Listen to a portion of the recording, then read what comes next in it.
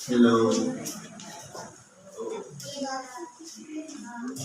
Hi. Sa pangalan po ng dakilang Panginoong Jesucristo, isang mapagpalang umaga po sa bawat isa.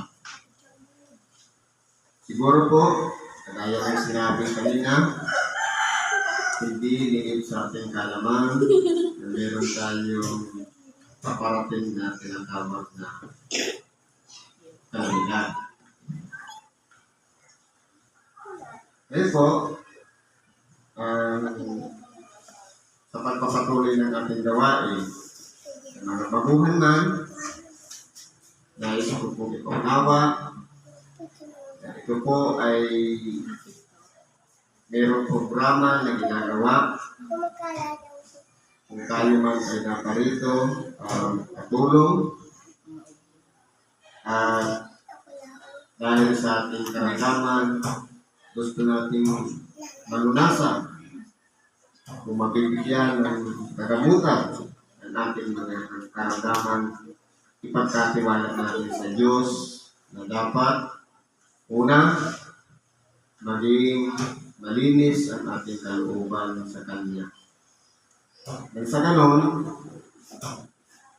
anuman ang ating mga kahilingan, kung tayo po'y nakapaghingi ng tawag sa Diyos, ipagkakaloob po niya ang kasagutan sa ating mga kahilingan. Kaya po, kung meron tayong karamdaman sa ngayon, ipagkatiwala natin yung presensya ng Diyos, maramdaman natin, ganun din yung presensya natin, ituon natin sa Diyos. Dahil sa ganon, magkaroon tayo ng yung ugnayan natin sa Diyos. Kung meron man pagkakasala, makahingi tayo ng tawad, sapagkat sabi nga sa banal na kasulatan, hanapin muna ninyo ang kanyang kaharian at ang kanyang katwiran, at ang lahat ng bagay ay pawang idaragdag sa iyo. Ibig sabihin, kapag nasumpungan natin sa ating sarili, ang napagharian tayo ng Diyos, at nagsisi tayo na buhay sa katwiran, ang mga lunas sa karamdaman, bonus na lang.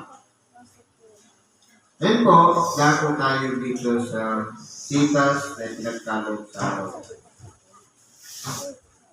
Sabi po sa Ebanghelyo ng Apostol San Mateo, sa Kapitulo 21, versikulo 18 hanggang sa 22. Pagka umaga nga, siya'y bumabalik sa bayan, nagutom siya. Ngayon, saan ba galing ang ating nabilang Panginoon? Kasi po, kapag binasa mo yung mula sa ulo, ito po yung panahon ng ating dakilang Panginoon ay sumakay ng isang asno at pumasok sa Jerusalem. Isang batang asno, at ang mga tao ay nagsisigawan, Hosana sa anak ni David. Na pinupuri nila ang Diyos dahil dumating ang tagapagligtas, ang ating dakilang Panginoon. At nung siya ay nakapasok na sa templo, anong nasumpungan niya? Walang iba, dapat ang makita niya sana sa isang templo, walang iba, tatawaging bahay panalangin. Tanungin natin ang ating mga sarili. Karapat-dapat na tayo sa harapan ng Diyos. Ang templong ito ay tayo, na dapat dito ginaganap sa ating sariling pagkatao ang manalangin sa Diyos. Pero anong nangyari sa nadatnan ng ating dakilang Panginoon? Ginawa ninyong yungib ng mga tulisan. Dapat makita sa ating pagkatao ang tunay na katuparan ng tinatawag na pagsunod sa kalooban ng Diyos. Una, pagtanggap ng aral o salita ng Diyos. Ikalawa, pagsisi ng ating mga kasalanan. At ikatlo, pakiramdaman natin ang pagpapatawad ng Diyos. Pero kung ginawa natin yung ng tulisan, nandyan pa rin yung mga dati nating ugali o pagkatao na ano po yung ugali ng tulisan? Mandarambong, mandaraya, manluloko, swail.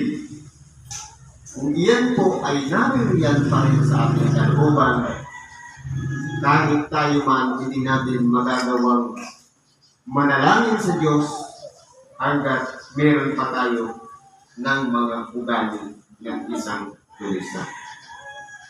Kaya po, kung pag-aaralan natin, hinihilingan natin dakilang Panginoon na ang templong ito maging bahay panalangin.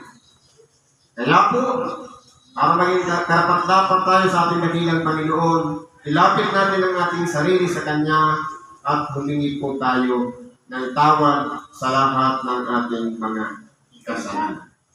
At anumang hilingin natin, dapat hindi na natin binabalikan. Sapagkat ang Diyos, kapag nagpapatawad, Kanya pong nililimot ang lahat ng ating mga naging kasalanan mula nang tayo magkamalay hanggang sa mga panahon na ito. Dito po sa sitas na ito, bumalik kayo ng ating dakilang Panginoon. Naramdaman niya ngayon ang gutom. Ano yung nakita niya? At pagkakita sa isang puno ng higos sa kabilang daan ay kanyang nilapitan. At walang nasumpungang anuman doon, kundi mga daon lamang at sinabi niya rito, mula ngayon, huwag ka nang magbunga kailanman. At pagdakal na tuyo ang puno ng higos. Ito po, puno ng higos, sabi sa ibang termino, sa people, higira. Ang bunga po nito ay pinakain. Pero po, sa bansa ng ating dakilang Panginoon, sa tapat noon, at nung hinanapan niya ng bunga, wala siyang nakita. Kaya, isang salita lang ng ating dakilang Panginoon na sinasabi, mula ngayon, huwag ka nang magbunga kailanman. Alalahanin natin, mga kapatid, sa pamamagitan lamang ng salita, pwede tayong makapahamak sa ating kapwa. Sa pamamagitan lamang ng ating nag-iisang bibig, mangyayari ang dapat na mangyari. Kaya po, kung itong ating timplong ito, ginagamit natin lahat sa kabutihan, dapat ang magiging bunga nito ay pawang kabutihan. Pero ano bang nangyari dito? Naging halimbawa ang ating dakilang Panginoon kung paano naging makapangyarihan ang bibig. Dahil sa isang salita lamang niya, nung makita niya ang puno ng higos na walang bunga, sinabi niya, mula ngayon, huwag ka nang magbunga kailanman.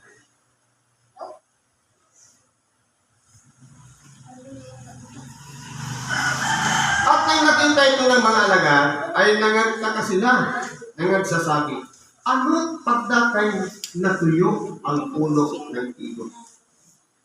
Kumbaga, sa sinabi ng ating dakilang Panginoon, nasaksihan ng kanyang mga alagad ang resulta. Na kumbaga, pag sinabing pagdakay, antimano, natuyo ang puno ng higos. Kung aralin natin, mga kapatid, kahit man uod, kahit man putulin mo ang puno, hindi po agad natutuyo ang dahon. Kahit i-actor natin. Pero dahil sa kapangyarihan ng Diyos, magagawa niya ang isang bagay, lalong-lalo na ang ating dakilang Panginoon. Ipinamamalas niya sa bawat isa sa atin kung gaano makapangyarihan ang ating bibig. Sa makatuwid, kung ang lumalabas sa ating mga bibig ay pawang kabutihan, nakakalugod sa paningin ng Diyos at napapakinabangan ng ating kapwa. Halimbawa, mayroong karamdaman ang ating kapatid, sasabihin natin, magaling ka na. Hindi ba ka nakapagdaragdag yan ng kagalakan na para bang nararamdaman ng isang may karamdaman na mayroon pang chance na makarecover ang kanyang sarili sa karamdaman.